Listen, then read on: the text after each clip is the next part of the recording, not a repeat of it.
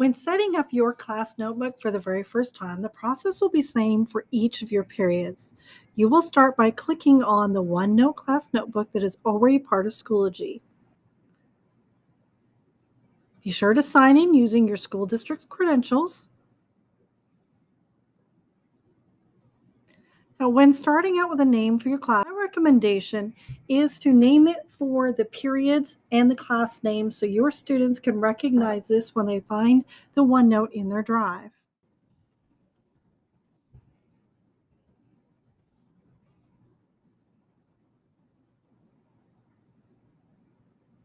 Take the time to read through what comes as part of your class notebook, and once you've read through, click Next. If you have a teacher that is a co-teacher that you would also like to include with this OneNote, type their name here. If not, continue. Your next step is to add your students. Because your OneNote is a part of Schoology, it will automatically add your kids once they enter your class.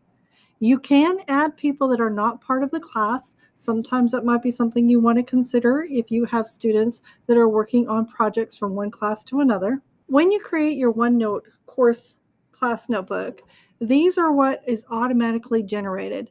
Now, quizzes are part of Schoology, so I wouldn't recommend keeping that. I personally would keep my handouts and my class notes together, so I'm going to delete that one. You may or may not want a homework section. You may want to include something else in there instead. So I'm going to go ahead and close that one out. If at a later time you want to add sections, I'll show you once we get into the class notebook how to add sections.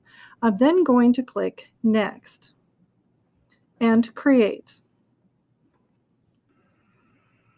At this point, you can open your OneNote on your desktop. As a teacher, you have a laptop, and this is how you would do that.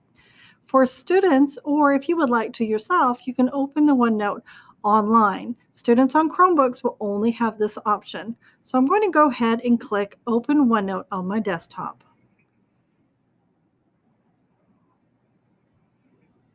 If I haven't done so already, my next steps would be to go to my other class periods and set up the class notebooks just like I did for this class, and then to add content.